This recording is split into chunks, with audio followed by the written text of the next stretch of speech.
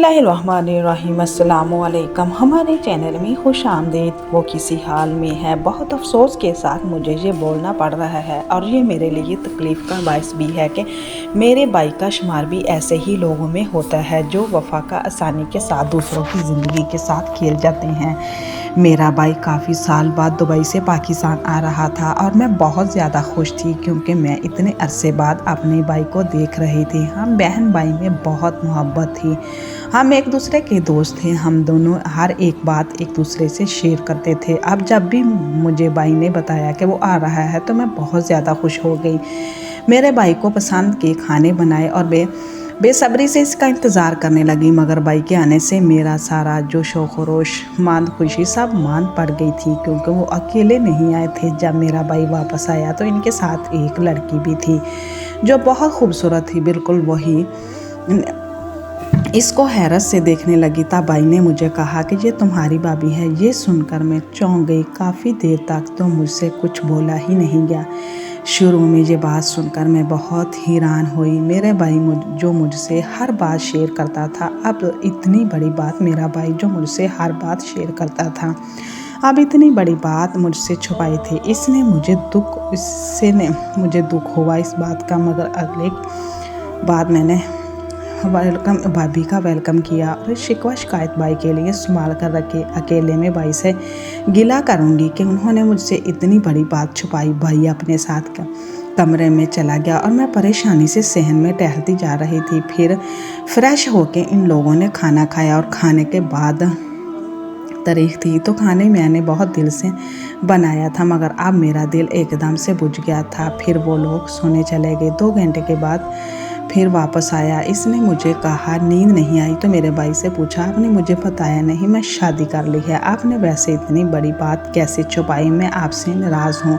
तब भाई ने मुझे कहा तो ये तुम्हारी भाभी लेकिन आज रात ये वडेरे के पास रहेगी। मैं भाई की बात सुनकर हैरान रह गई। मेरे भाभी वडेरे के पास क्यों रहेगी? मैंने भाई के चेहरे को बहुत गौर से देखा। पूछा, मुझे ऐसा लग रहा था भाई अपना ज़हनी तवाज़ुन खो बैठा है। भला अपनी बीवी को इस हवस के बेचारे के पास एक रात के लिए कैसे छोड़ सकता है? आप जानते तो हैं कि वो वडेरे की नीयत और इसकी फितरत कैसी है। हर कोई इसकी ऐश तबीयत के बारे में जानता था। वो औरतों का कितना शौकीन था। सब इसी बात से डरते थे। ये सब जानने के बावजूद मेरा भाई अपनी बीवी को एक रात के लिए अपने वडेरे के हवाले कर रहा था। ये सुनकर मुझे शदीद हैरत हुई। मुझे समझ नहीं आ रहा था कि मेरा भाई क्या कर रहा है और इसके दिमाग में क्या चल रहा है। हम दोनों बहन भाई एक दूसरे का दिमाग और चेहरा भी पढ़ लेते थे, लेकिन मैं इस बारे अपने भाई का चेहरा पढ़ने में नाकाम हो चुकी थी। मुझे बिल्कुल समझ नहीं आ रही थी कि वो क्या चाह रहा है, वो क्या सोच रहा है। मगर जब भाई ने मेरे अपने इरादे मुझे बताए तो मेरे पैरों तले से ज़मीन निकल गई। मेरा भाई इतना जालिम कैसे हो सकता है? भाई तो भाभी को वडेरे के। मेरा नाम शफा है। मैं अपने वालिदैन की अकलौती बेटी थी और मेरा एक ही भाई था। हम सब इकट्ठे रहते थे। ज़िंदगी गाड़ी की तरह चल रही थी। हमारा तलक एक गांव से था। हमारी अपनी ज़मीनें नहीं थी। हम वडेरे की ज़मीनों पर काम करके अपना गुजर कर लेते थे। हमारी ज़िंदगी इतनी मुश्किल नहीं थी, हमारी ज़िंदगी इतनी आसान नहीं थी, इतनी तो मुश्किल भी नहीं थी। मेरे भाई को बहुत शौक़ था दुबई जाने का, मगर मैं और मेरे वालिदैन भाई को दुबई जाने की इजाज़त नहीं दे रहे थे क्योंकि वो मेरा इकलौता भाई था और हम इसको दूर भेजने के हक में नहीं थे। हमारे गांव के वडेरे का बेटा बहुत ऐश तबीयत का मालिक था। अब इसने गांव की भाग दौड़ संभाल ली थी क्योंकि इसका बाप आप ज़ईफ़ हो चुका था। वडेरा औरतों का बहुत शौकीन था। सब इसकी इस आदत से बेजार रहते थे, अपनी बेटियों और बहनों को इससे दूर रखते थे। अगर किसी लड़की पर इसकी नज़र पड़ जाती और इसको वो लड़की अच्छी लगने लगती तो हाथ धोकर इसके पीछे पड़ा रहता और इसके घर वाले इनकार करते तो इसके घर वालों को हर किस्म की तकलीफ़ का सामना करना पड़ता। वो वडेरे इनको गांव बदर करने की धमकी देता था। मजबूरन वालिदैन को वडेरे की बात माननी पड़ती। इनके पास कुछ भी नहीं था। वो गांव छोड़कर जाने का सोच भी नहीं सकते थे। नाचार वो वडेरे की बात मानते थे। मगर मेरे लिए ये बात शदीद हैरत का बाइस थी कि मेरा भाई आज कल वो वडेरे के घर ज़्यादा आने जाने लगा था। मेरा अब्बे ने कहा कि वडेरा भाई के बीच में कुछ तो चल रहा है, हर वक्त वो एक साथ नज़र आते हैं। अब्बा ने जब भाई से इस बारे में पूछा तो भाई ने कहा कि वडेरा इनको दवाई बेच रहा है और इनको पैसे दे रहा है। ये बात सुनकर हम सब बहुत हैरान हुए कि वो तो इतना कंजूस था, वो तो किसी को बगैर पैसे का कुछ भी नहीं दिखा कर सकता और पैसे देना तो बहुत दूर की बात थी। वो इतना मतलब इंसान कि अपने मुंसलिक के बगैर किसी का कोई काम नहीं करता था। फिर वो मेरे भाई पर इस कदर मेहरबान क्यों हो गया? ये बात हम सब के लिए बहुत तफशीश का बायस थी, मगर भाई कुछ नहीं बता रहा था और देखते ही देखते भाई दुबई जाने की सारी तैयारी कर ली। जब हमने इनसे कहा को तो भेजने तो पैसे कहाँ से लाए हो, तो भाई ने कहा कि वडेरे वहाँ पर जाकर पैसा कमाकर वडेरे का कर्जा चुका दूंगा। हम सब परेशान थे, हमें लग रहा था कि भाई हमसे बहुत बड़ी कोई बात छुपा रहा है, मगर भाई अपनी बात पर अटल था। एक हफ्ते के बाद अंदर अंदर भाई दुबई चला गया। हम सब भाई के जाने से बहुत उदास थे। मैं अपने वालिदैन के साथ रहती थी। मेरी शादी को 5 साल हुए थे जब मेरे शौहर का इंतकाल हो गया था। मेरे घर वालों ने मुझे बहुत समझाया कि दूसरी शादी कर लो, मगर मैं किसी सूरत इस बात पर राज़ी नहीं हुई थी और सारी ज़िंदगी अपने पहले शौहर के नाम पर बैठने रहने का फ़ैसला कर लिया और अपने माँ बाप के साथ रहकर इनकी खिदमत करने लगी थी। हम दोनों बहन भाइयों में बहुत मोहब्बत थी क्योंकि हम 2 ही थे, इसीलिए हम एक दूसरे से हर बात शेयर करते थे और कुछ नहीं छुपाते थे। मगर भाई हमसे बातें छुपाने लगा था। मेरे बार बार पूछने पर भी बात नहीं बयान करता था और मैं समझ आती थी कि मेरा भाई झूठा है, क्योंकि हमारे बचपन का साथ था। हम एक दूसरे का झूठ भी पकड़ लेते थे। मैंने छुप कर सारी बात भाई जाने के बाद भाई अक्सर हमें फ़ोन करता रहता था। हमारे फ़ोन पर बहुत लंबी गुफ्तगू होती थी। मैं हर बार भाई से पूछती कि वापस कब आएंगे। इनकी जुदाई से अम्मी अब्बू बहुत उदास रहते हैं और हर बार भाई यही बोलता था कि वो जल्द वापस आएगा। भाई को दुबई के 3 साल हो गए थे और इसी दौरान भाई एक बार भी वापस नहीं आए थे और कभी एक बस भाई ने कहा कि वो पाकिस्तान आ रहा है। हम सब ये बात सुनकर बहुत ज़्यादा खुश हुए। हमने भाई के आने की तैयारियां सारियां शुरू कर दी। जिस दिन भाई ने आना था इस दिन मैंने एक एक मिनट गिन गिन कर गुजारा था, लेकिन जब भाई घर पर आए तो इनके साथ एक खूबसूरत सी लड़की भी थी जो कि अंग्रेज़ी में थी। इसको भाई के साथ देखकर हम सब बहुत हैरान हुए। तब भाई ने मुझे कहा कि ये तुम्हारी भाभी है।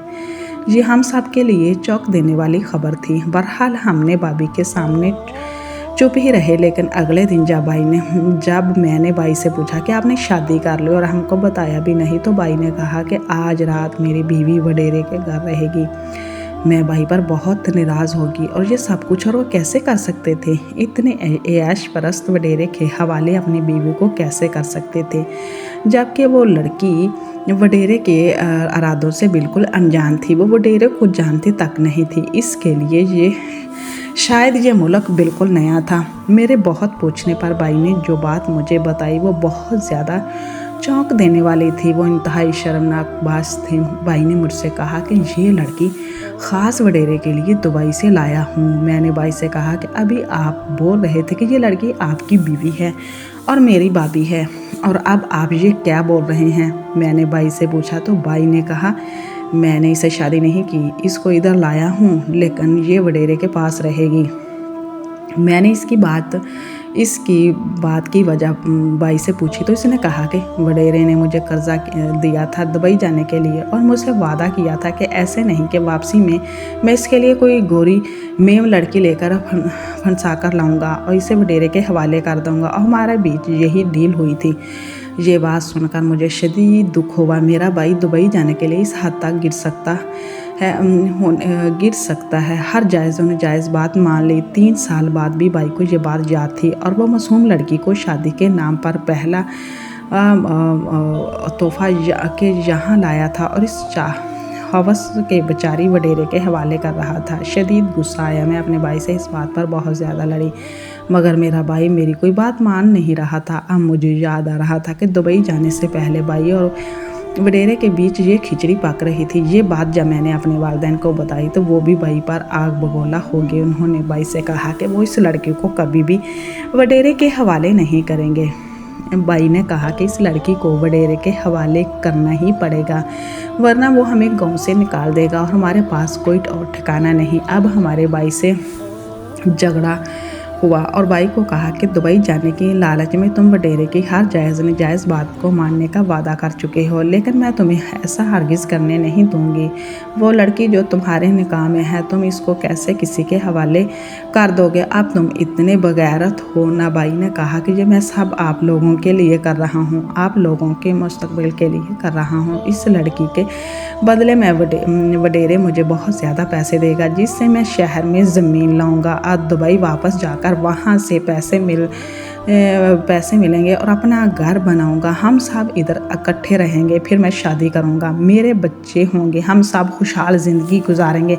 इसी वजह से इस लड़की की कुर्बानी मुझे हर हाल में देनी होगी। अब्बा को बहुत ज़्यादा गुस्सा आ रहा था। अब तैश में आ गए थे। इनका चेहरा गुस्से से लाल हो रहा था। अब्बा बाई से लड़ पड़े और कहा कि तुम अपने ज़ोर बाजू पर कुछ नहीं कर सकते। लड़कियों को इस्तेमाल करके तुम घर बनाओगी। इससे अच्छा है तुम दुबई में ही रहते, वापस ही ना आते। तुमने जो वडेरे से दोस्ती जारी शुरू की थी, मुझे तभी पता चल गया था कि तुम ज़रूर कोई चांद चढ़ाओगे। बाई किसी की भी कोई बात नहीं समझ रहा था। बाई को बस वडेरे को राज़ी करना था। कभी हमारे शहर से भाभी उठकर बाहर आ गई, शोर से भाभी उठकर बाहर आ गई। वो अपनी ज़बान में बाई से पूछने लगी कि क्या हुआ है, कोई मसला चल रहा है? बाई ने इसे कहा कि नहीं, कोई मसला नहीं।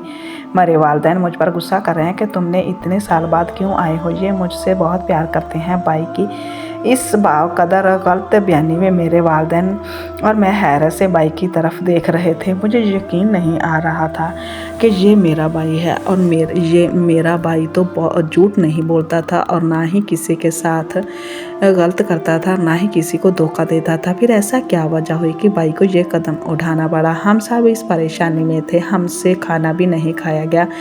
भाई और भाभी ने खाना खाया और चुपचाप वडेरे कह रहे थे कि भाई ने भाभी को हाथ पकड़ा और कहा कि चलो तुम्हें मैं वडेरे से मिलवाऊंगा। बहुत ज़्यादा परेशान हो गए। भाई को रोक नहीं सकते थे। बाई ने बाबा ने बाई को बहुत समझाया, लेकिन बाई के दिमाग में कुछ भी नहीं जा रहा था। वो अपनी जिद पर अड़ा हुआ था। भाभी बेचारी हर चीज़ से लाइलम थी और बाई के साथ चली गई और आई। भाभी को वडेरे के पास छोड़कर थोड़ी देर में ही वापस आ गए। मुझे हैरत हो रही थी कि बाई इतना बड़ा गुनाह करके आए थे और इनको अपने किए पर बिल्कुल भी शर्मिंदगी नहीं थी। हालांकि मेरे वालिदैन शर्म से ज़मीन में गड़ चुके थे। बाई शुरू से ही ये ज़िद्दी था कि अगर किसी बात की ज़िद कर लेता तो जिसका हर हाल में पूरा करता। जिससे इसने दुबई जाने की ज़िद बांधी थी तो इसने दुबई जाकर ही दिखाया। वडेरे ने बाई को दुबई जाने के लिए इस शर्त पर पैसे दिए थे कि वो दुबई से जब भी वापस आएगा इसके लिए वहाँ से मेम लाएगा। वडेरे को गोरी औरतें बहुत पसंद थी, लेकिन वो इसकी दस्तर से बहुत दूर थी। वडेरे से वादा किया कि यानी के सारे इंतज़ामात कर लिए बकौल बाई के कि वडेरे हर रोज़ बाई को फ़ोन करके अपना वादा याद दिलाता था और वडेरे को बहुत बेसब्री से इंतज़ार था कि बाई वापस आएगा। जब बाई वापस आया तो वडेरे ने एयरपोर्ट पर ही इनके लिए गाड़ी भेजी थी। इस बात से अंदाज़ा होता था कि वो वडेरे को बाई का नहीं गोरी मेम का शिद्दत से इंतज़ार था और वो बेचारी इन सब से अनजान थी। इसके साथ क्या होने जा रहा था? बाई के हाथ पे ज़मीन के कागज़ थे। इसने वो कागज़ मेरे बाबा को ला कर दिए और इनसे कहा कि देखिए, मैंने आपसे कहा था ना, वडेरे अपने वादे का बहुत पाबंद है। इससे अपने वादे के मुताबिक मुझे शहर में एक प्लाट लेकर दे दिया है जिस पर मैं अपना घर बनवाऊंगा और हम सब वहाँ चले जाएंगे। कुछ पाने के लिए कुछ खोना पड़ता है। अगर हम यहाँ रहते तो हर रोज़ वडेरे की धमकियाँ सुनते। वो सबको गांव से निकालने की धमकी देता। अब हम शहर जाएंगे, वहाँ पर रहेंगे, इस गांव से बहुत दूर। इन सब की कीमत में इस लड़की की सूरत में जगा दी है। मुझे बाई पर बहुत गुस्सा आ रहा था। बाई कीमत नहीं, इस लड़की ने कीमत चुकाई है। इस लड़के से मोहब्बत करने की, इससे शादी करने की जुर्म क्रम में इस लड़की को क्या कोई सुनना पड़ा था कि इस लड़की के साथ बहुत हमदर्दी महसूस हो रही है। भाई तो कुछ दिन बाद ही इस लड़की को सिर्फ इधर छोड़कर वापस दुबई चले गए। शायद वो इस लड़की को ही यहाँ पहचाने आए थे। मैं अक्सर सोचती थी कि कोई तो ऐसा इंसान होता तो इस हवेली में जाकर मुझसे इस लड़की की ज़िंदगी की एक एक खैर खबर दे, लेकिन इसके बारे में कोई खबर नहीं आई थी। हवेली का एक मुलाजम हमारे पड़ोस में रहता था, लेकिन वो ज़्यादातर हवेली के अंदर रहता था। कभी कभार नहीं घर आता, जब भी आता तो अपनी फैमिली को हवेली की सारी बातें बताता था। अब भी मुझे भी इससे मालूम हो जाता कि फ़िलहाल वडेरे और इस गोरी की जुल्फ़ों का सैर बना हुआ है। वो वडेरे को इसमें इनके सामने कुछ भी नज़र नहीं आता।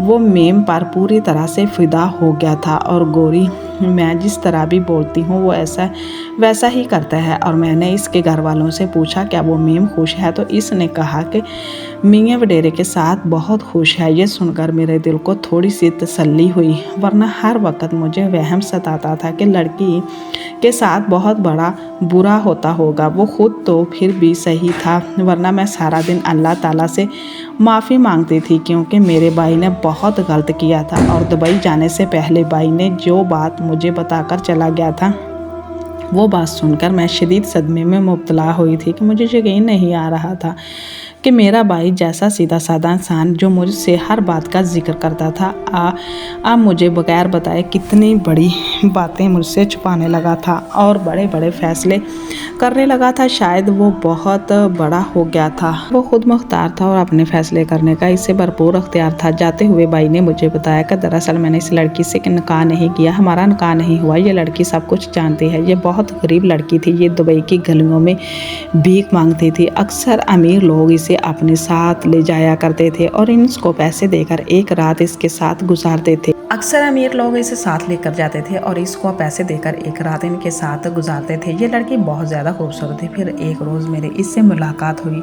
मैंने इससे पूछा कि तुम बहुत गरीब हो, भीख मांगती हो, फिर ये शख्स अपनी इतनी बड़ी गाड़ी में तुमको बैठाकर कहाँ लेकर गया था? तब इस लड़की ने मुझे बताया कि वो बहुत गरीब है, इसके पास खाने के लिए पैसे नहीं होते और ना ही इसके पास कोई काम है, इसीलिए वो भीख मांगती है और वो अमीर लड़के अपने साथ बैठाकर ले जाते हैं और मेरे साथ एक रात गुजारते हैं और कुछ पैसे देते हैं। तब मेरे भाई ने इस लड़की से कहा कि मैं तुम्हें इससे ज़्यादा बेहतर अच्छी ज़िंदगी दे सकता हूँ अगर तुम मेरे साथ पाकिस्तान चलने के लिए राज़ी हो जाओ। ये सुनकर वो लड़की हैरान हो गई। इसने कहा कि क्या गारंटी है इस बात की, तुम सच बोल रहे हो?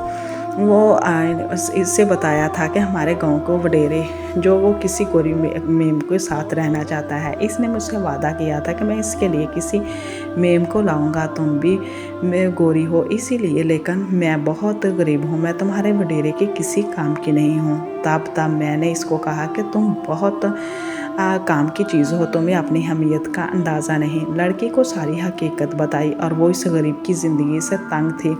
वो मेरे साथ चलने के लिए राज़ी हो गई। तब मैंने वडेरे को कहा कि इसका काम हो गया है, मैं एक लड़की को इसके लिए ला रहा हूँ।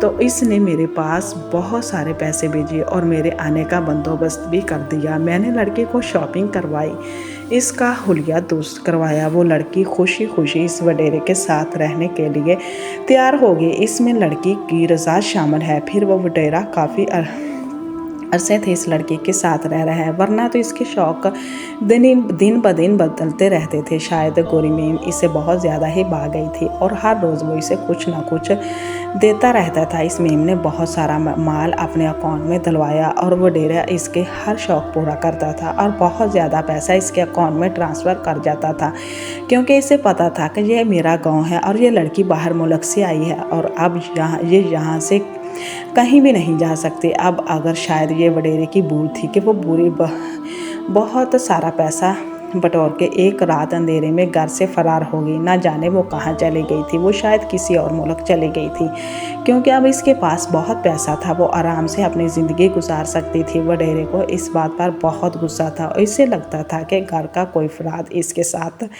मुलव्वस था, वरना वो लड़की कभी भी यहाँ से भाग नहीं सकती थी। वडेरे ने मेरे भाई को फ़ोन किया और इस पर गुस्सा किया कि वो लड़की भागकर चली गई है। जब मेरे भाई ने वो वडेरे से कहा कि मैंने तो लड़की तुमको ला कर दी थी, अब तुमसे इसकी हिफाजत नहीं हो सकी और वो लड़की हवेली से भाग गई। इसमें मेरा कोई कसूर नहीं है। बाई ऐसा बोलकर हर इल्ज़ाम से बरी हो गया, जबकि वडेरा पीछे तब तक खाता रहा। इस बात को वडेरे ने फैलने नहीं दिया क्योंकि इसमें इसकी बदनामी होती। वो वडेरे ने बेख्तियार सब कुछ यही बयान दिया कि गोरी लड़की से मेरा दिल भर गया था क्योंकि वो आधे से ज़्यादा पैसे अपने इस लड़की के नाम कर चुका था। ये इसके लिए अच्छा सबक था। लड़की इसका सारा माल जेवर वगैरह लौट कर चली गई थी। वो गांव की लड़की नहीं थी जो मजबूर और बेबस थी। वो वडेरे की हवस का निशाना बनती थी। एक गोरी मेम थी। आइंदा वडेरे ने अपनी अयाशी से तौबा पढ़ ली क्योंकि हवेली के अंदर के सारे मामलात जिस मुलाज़म को मालूम थे। इसने बताया कि वडेरे ने अपने अयाश परस्त तबीयत की वजह से अपना सारा पैसा लड़कियों पर उड़ा दिया। जब कभी शहर जाता था तो वहाँ दूसरी लड़कियाँ होती थी और इन पर पैसा पानी की तरह भगाता था और अब इस गोरी में इनके पीछे सब कुछ अपना लुटा बैठा है। ऐसे लोगों के लिए ऐसा ही सबक होना चाहिए। मुझे जो हर वक्त इस लड़की की परेशानी होती थी, जाने वो लड़की किस हाल में हो। माना कि वो लड़की अपनी मर्ज़ी से आई थी, मगर फिर भी मुझे इतना अंदर पर ये परेशानी होती थी कि इसका यहाँ पर लाने का सबब मेरा भाई था। अगर इसके साथ कुछ भी बुरा हुआ हो तो इसका ज़िम्मेदार मेरा भाई होगा और मैं नहीं चाहती थी कि मेरा भाई गुनाहगार हो। अब मैं भी सुकून में आ गई थी कि वो खुश थी कि वो लड़की चली गई है। मुझे मालूम था कि लड़की बहुत होशियार होगी, तभी तो सारा माल बटोर कर किसी को अतमाद में लेकर वहाँ से निकली होगी, वरना इसके लिए तो ये सारे रास्ते बिल्कुल अनजान थे। ज़रूर किसी का पैसा दिए होंगे जिसमें इसकी हवेली से निकलने में मदद की होगी। वैसे जो होता है हवेली से निकलने में मदद की होगी। ऐसे जो होता है अच्छे के लिए होता है और इंसान को अपने बुरे अमाल का मतलब दुनिया में ही मिल जाता है। मैंने फ़ोन करके अपने भाई को सारी मालूमात बता दी थी, मगर इनको पहले दिन ही वडेरे से सब कुछ पहले से ही पता था। भाई दुबई में मेहनत कर रहे थे। अम्मी अब्बू को नाराज़गी की वजह से भाई ने आइंदा से पैसे कमाने की शॉर्ट वर्क पर लानत भेजी। तौबा पढ़ के आइंदा ऐसा नहीं करूँगा। इस शॉर्टकट की वजह से सारे घर वाले भाई से नाराज़ हो गए थे और भाई अपने घर वालों को नाराज़ करना नहीं चाहता था। अब मैंने भाई को कहा कि तुम ये ज़मीन भी वडेरे को वापस कर दो। तुम अपनी मेहनत और अपने बलबूते पर काम करो, इंशाल्लाह बहुत बड़ी इमारत खड़ी कर दोगे। मर्द को अपने जोरबाजों पर, अपनी हिम्मत पर यकीन होना चाहिए। पैसा कमाने के लिए इसे शॉर्टकट रास्ते का कभी नहीं इस्तेमाल करना चाहिए। शॉर्टकट इंसान को कभी रास नहीं आते। इन रास्तों पर चलते चलते इंसान अपने ही मुंह के बल गिर पड़ता है। ये लोगों के लिए सबक है जो अपनी ऐश तबीयत की वजह से ज़िना जैसे गुनाह करते हैं, हलाल के होते हुए भी हराम की तरफ लपकते हैं। इन्हें हवेलियों में इनकी बीवियां जिंदा लाश बनकर जी रही होती हैं। इन्हों कोई हकूक़ मैसर नहीं होते और वडेरे जागीरदार अपने इश्क आशिकी में